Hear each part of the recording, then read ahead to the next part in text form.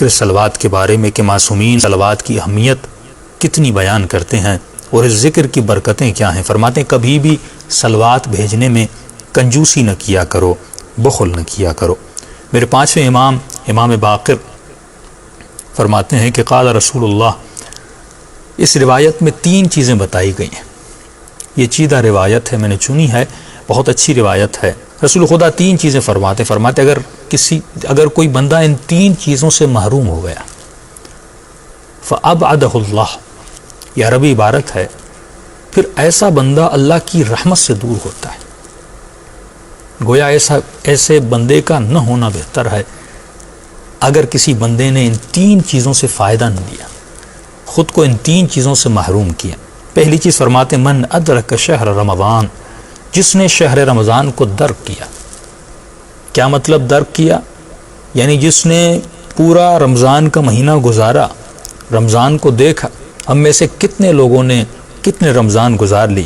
فرماتے اگر رمضان میں رہا، رمضان کا مہینہ گزارا، روزے رکھے، فلم یغفر لہ فابعدہ اللہ، اور اگر رمضان میں رہ کر بھی اپنے گناہوں کو بخشوا نہ سکا، ایسا بندہ اللہ کی رحمت سے بہت دور ہے۔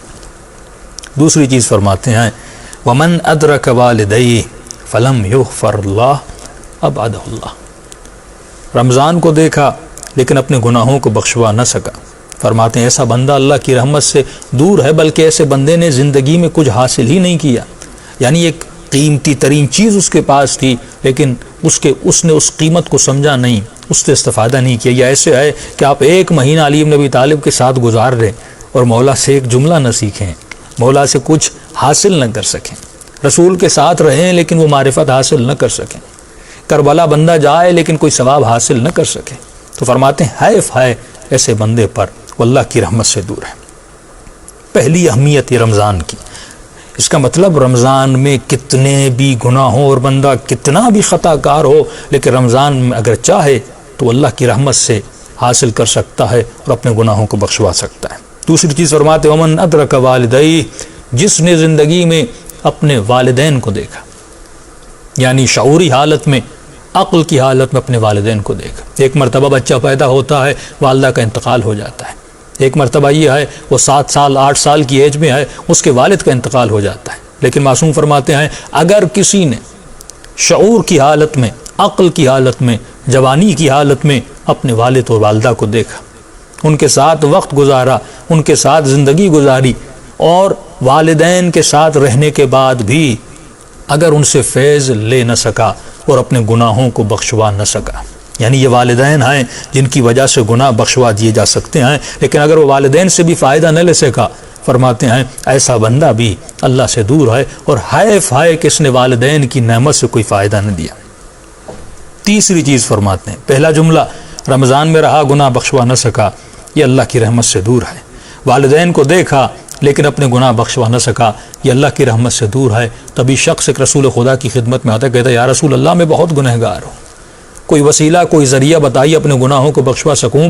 رسول خدا فرماتے ہیں ماں کے پاس جا اور جا کر ماں کو کہو وہ تیرے لیے دعا کرے، خدا تیرے گناہوں کو بخش دے گا۔ کہتے یا رسول اللہ والدہ زندہ نہیں رہی۔ رسول فرماتے اگر والدہ زندہ نہیں تو والد کے پاس جا۔ کہ یا رسول اللہ والد بھی زندہ نہیں ہے۔ رسول خدا فرماتے ہیں ایسا کر اپنی خالہ کے پاس جا۔ وہ چلا جاتا ہے نبی کے حضور سے۔ یا رسول خدا فرماتے لو کان اماں، اگر اس کی ماں زندہ ہوتی یہ بہت جلدی اپنے گناہوں کو بخشوا لیتا۔ اس کا مطلب جب تک والدین تھے اس نے والدین سے کوئی فائدہ نہیں لیا۔ اکثر مومن کہتے ہیں مولانا ہم پریشان ہیں، کوئی دعا، کوئی ذکر، زیارت عاشورہ، کوئی ایسا عمل بتائیے کہ ہم قرضوں سے نجات پا جائیں، بیماریوں سے نجات پا جائیں، مشکلات سے نجات پا جائیں۔ ہم کیا کریں، ایسے لگتا ہے ہمارے روزگار کو بند کر دیا گیا ہے۔ بتائیے کوئی ایسا عمل کہ روزگار کھل جائے۔ بہترین عمل یہ ہے اگر پریشان ہو تو والدہ کے پاس جاؤ، اگر پریشان ہو والد کے پاس جاؤ اور قدموں میں بیٹھ کے کہو کہ میرے لیے دعا کرو۔ ان کی دعا کا اثر یہ ہے کہ پروردگار عالم تمہاری مصیبتوں کو دور کر دیتا ہے۔ رمضان کا مہینہ درک کیا اور فائدہ نہ لیا، اللہ کی رحمت سے دور ہے۔ والدین کو دیکھا اور درک نہ کیا، ایسا بندہ بھی اللہ کی رحمت سے دور ہے۔ تیسرا جملہ فرماتے ہیں ومن ذکرت عندہ، جس کے پاس میرا ذکر کیا جائے، یعنی محمد عربی کا ذکر کیا جائے، رسول خدا کا ذکر کیا جائے، فلم یصلی علیہ، اگر وہ میرا نام سنے، میرا ذکر سنے، لیکن اگر مجھ پہ صلوات نہ بھیجے، فرماتے ہیں ایسا بندہ بھی اللہ کی رحمت سے دور ہے۔ یعنی میرا نام سنے اور میرا ذکر نہ کرے۔ سوال یہ ہے یا رسول خدا آپ کے ذکر میں کیا ہے؟ فرمائیے ذکر جو میرا کرے گا کون سا ذکر ہے؟ یعنی اگر میرا نام سنے، مجھ پر درود نہ بھیجے، مجھ پر صلوات نہ بھیجے، نہ بھیجنے کے سبب اس کے گناہ بخشے نہیں جائیں گے، لیکن اگر میرا نام سنے اور میرا ذکر سنے اور صلوات پڑھے تو خدا اس کے گناہوں کو بخش دے گا۔ عجیب روایت کے جملے ہیں، فرماتے ہیں فَإِنَّمَا یہ جو ذکر صلوات ہے تہدم الذنوب ہدما، یہ گناہوں کو چکنا چور کر دیتا ہے۔ جو ذکر صلوات پڑھتا ہے، یہ صلوات سمجھیں ایک ہتھوڑا ہے، اگر گناہ اس کے سامنے ہو یہ اس کو چکنا چور کر دیتا ہے اور گناہوں کو مٹا دیتا ہے، گناہوں کو دھو دیتا ہے۔